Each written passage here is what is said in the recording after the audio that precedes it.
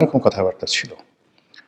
যারা বলেছিলেন যে তারেক রহমান সাহেব আসবেন না বা আসতে পারবেন না, শেষ দিন পর্যন্ত যারা অটল ছিলেন 25 তারিখ সকালবেলা পর্যন্ত, এবং অনেক আশঙ্কা করেছিলেন যে তিনি হয়তো আসতে যদি পারেনও এয়ারপোর্ট থেকে বের হতে পারবেন না। এই যে যারা হতাশাবাদী যে গ্রুপটি ছিল তাদের মুখে রীতিমতো চুনকালি দিয়ে তিনি এয়ারপোর্ট থেকে বের হয়েছেন এবং দেশের মাটিতে পা রেখে খালি পায়ে তিনি মাতৃভূমির মাটিকে সম্মান জানিয়েছেন, আবেগপ্রবণ হওয়ার চেষ্টা করেছেন এবং সেখান থেকে তিনি নেতাকর্মীদের মাঝে চলে এসেছেন 300 ফিটের সংবর্ধনা স্থলে।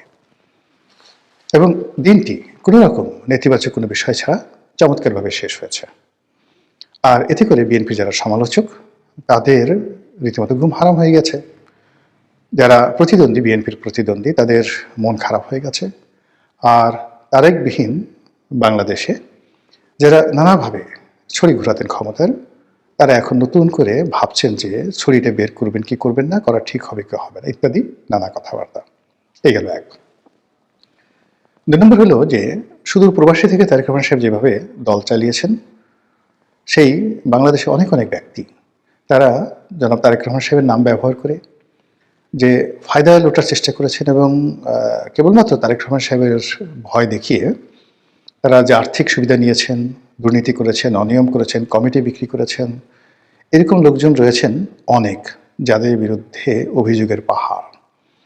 এখন যারা অভিযোগ করতে আসবেন জনাব তারেক রহমান সাহেবের কাছে, সেটার পরিণতি কি হবে? আবার যাদের বিরুদ্ধে অভিযোগ করা হবে তাদের ব্যাপারে তারেক রহমান সাহেব কি ভূমিকা নেন, এটার উপর কিন্তু ওনার ভবিষ্যৎ নির্ভর করবে। উনি যখন লন্ডনে ছিলেন অনেক বিষয় তিনি জানতেন বা অনেকে তার কাছে অভিযোগ করতেন, কেউ টেলিফোনে করতেন, কেউ হয়তো ওনার সাথে গিয়ে দেখা করে করতেন। উনি তার সুদূর প্রবাসে থাকার কারণ দেখিয়ে অনেক বিষয় তিনি এড়িয়ে যেতে পারতেন। কিন্তু যেহেতু এখন সরাসরি তিনি বাংলাদেশে আছেন, কাজেই এখন তার দলের যে কোনো দুর্বলতা, যে কোনো অক্ষমতা, যে কোনো অনিয়ম, এটি তিনি দায় এড়াতে পারবেন না, তাকে এই দায় নিতে হবেই। কাজে এগুলোর উপরে তার অনেক কিছু নির্ভর করবে। আর তাকে এই সময়টিতে সবচেয়ে বেশি তাকে যে রক্ষা করতে পারবে সেটা হলো প্রবল রাজনৈতিক প্রতিদ্বন্দ্বিতা।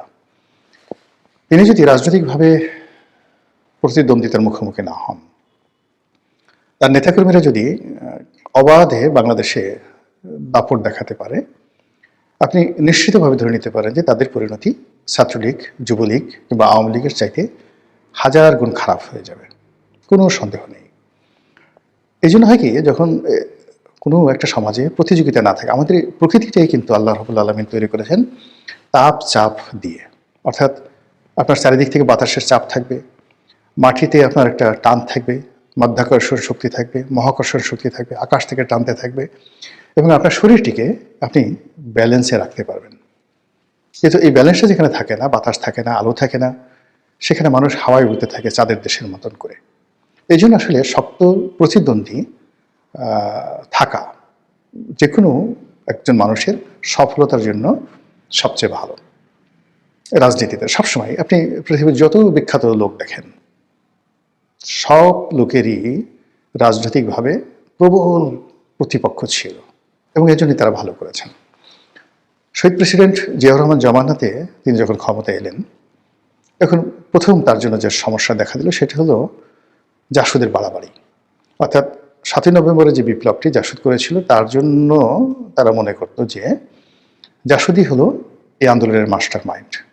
ডক্টর মোহাম্মদ ইউনূস যে সমস্যায় পড়েছেন এনসিপি দ্বারা, বা যে সমস্যায় তিনি পড়েছেন সেই সমন্বয়কদের দ্বারা, ঠিক একই সমস্যায় জিয়াউর রহমান সাহেব পড়েছেন জাসদের দ্বারা। তো জাসদের সেই হাত থেকে বাঁচার জন্য তাকে নিষ্ঠুর হতে হয়েছে। দ্বিতীয় তার যে সমস্যা সেটা হলো তার জামানাতে হঠাৎ করে দক্ষিণপন্থী গ্রুপ শক্তিশালী হয়ে পড়ে। জামাত শক্তিশালী হয়, মুসলিম লীগ শক্তিশালী হয় এবং জামাত এবং মুসলিম লীগের মদত পুষ্ট পাকিস্তান ফেরত সামরিক এবং বেসামরিক কর্মকর্তারা জিয়াউর রহমানের জন্য রীতিমতো আজরাইলের ভূমিকায় অবতীর্ণ হয়। এবং জিয়াউর রহমান সাহেব যেহেতু মুক্তিযোদ্ধা ছিলেন, আর অন্যদিকে যেহেতু মুক্তিযুদ্ধের যারা সপক্ষ শক্তি তাদের আউস্ট হয়ে গিয়েছিল, অর্থাৎ আওয়ামী লীগ সেই সময়টাতে ছিল, ফলে ওই শূন্যটাতে যেভাবে মুসলিম লীগ জামাত দখল করেছিল, ঠিক একই অবস্থা কিন্তু এখন বাংলাদেশে দক্ষিণপন্থীদের আওয়ামী লীগের অবর্তমানে তাদের যে শক্তিমত্তা, এটা জিয়া রহমানের জামানাতে যতটা বেশি ছিল তার সাথে অনেক অনেক বেশি জনাব তারেক রহমান সাহেবের জন্য চাপ তৈরি করবে। জিয়া রহমান সাহেবের জামানাতে যারা ছিলেন মুসলিম লীগের, জামাতে ইসলামী, তারা অনেক প্রাজ্ঞ ছিলেন, অভিজ্ঞ ছিলেন, এবং এখনকার মতো ইন্টারনেট ছিল না। এবং তখন টিনের ছেলে কাওয়া বা 1 2 3 এই ধরনের স্লোগান হবে, এটা কল্পনাই করা যেত না। কোনো একজন সম্মানিত লোককে নিয়ে এ ধরনের কথাবার্তা বলবে, এটা কেউ মানে আউট অফ দেয়ার ইমাজিনেশন। কিন্তু এখন কি হলো, এখন এমন একটা বেয়াদব জেনারেশন আমাদের সামনে চলে এসেছে, এরা সব কিছু করতে পারে, যে কোনো মানুষকে নিয়ে যে কোনো কথা বলতে পারে, যে কোনো অপরাধ করতে পারে, এবং তাদের কোনো রকম অনুশোচনা বোধ নেই, লাজ নেই, লজ্জা নেই, অপমান বোধ নেই, কিচ্ছু নেই। একটা নতুন জেনারেশনের মধ্যে চলে আসছে। ফলে তারেক রহমান সাহেবকে এই জেনারেশন মোকাবেলা করে, এবং এই জেনারেশনের যারা দক্ষিণপন্থী গ্রুপ আছেন তারা আরও ডেঞ্জারাস। এই জিনিসগুলো যদি তাকে মোকাবেলা করতে হয় আগামী দিনগুলোতে, তাহলে তার দলের অস্তিত্ব থাকবে না। জিয়া রহমান সাহেব যখন দেখলেন যে তিনি জামাতের সঙ্গে পেরে উঠছেন না, তখন জামাতের রাজনীতিটাকে তিনি কৌশলে ডিফিকাল্ট করে দিলেন, যাকে বলা হয় জটিল করে দিলেন। এবং এই জন্য জামাতের একটা বিরাট, যারা জামাতের মধ্যে একসময় মুসলিম লীগ করতেন বা রাজাকার ছিলেন, আলবদর ছিলেন, তাদের মধ্যে অনেককে তিনি মাঠে নামিয়ে দিলেন। অনেক ইন্টেলেকচুয়াল রয়েছেন, ইসলামপন্থী স্মার্ট লোক ছিলেন। বিশেষ করে ওই জামানাত ইনকিলাবের যিনি প্রতিষ্ঠাতা ছিলেন মাওলানা মান্নান, অসাধারণ মেধাবী। বাংলাদেশে মানে এইরকম ইসলামপন্থীদের মধ্যে এইরকম মেধাবী, এরকম স্মার্ট লোক আপনারা যারা মাওলানা মান্নানকে দেখেননি তারা কল্পনাই করতে পারবেন না। এ যুগের মামুনুল হক, এ যুগের ডক্টর শফিক, বা এ যুগে যে সকল জুনায়েদ হাবিবি যারা আছেন, মানে যদি আপনি মাওলানা মান্নানকে, মাওলানা মহিউদ্দিন খানকে, তারপরে হাফিজি হুজুর সাহেবকে, ওয়াইদুল হক, খতিব ওয়াইদুল হক, এদেরকে আপনি 1000 নম্বর দেন, তাহলে বর্তমান জমানাতে যারা আছেন তাদেরকে আপনি 1 নম্বর দিতে ইচ্ছা করবে না। আমি তাদের সঙ্গে চলেছি, আমি জানি এটা।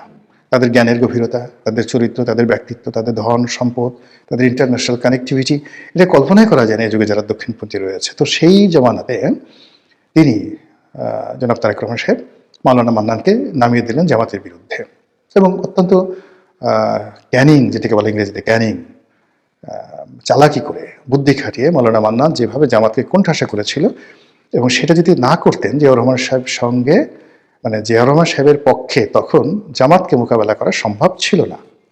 কিন্তু এত কিছুর পরেও কিন্তু জিয়াউর রহমান সাহেব দেখলেন যে না, হচ্ছে না, তিনি পারছেন না।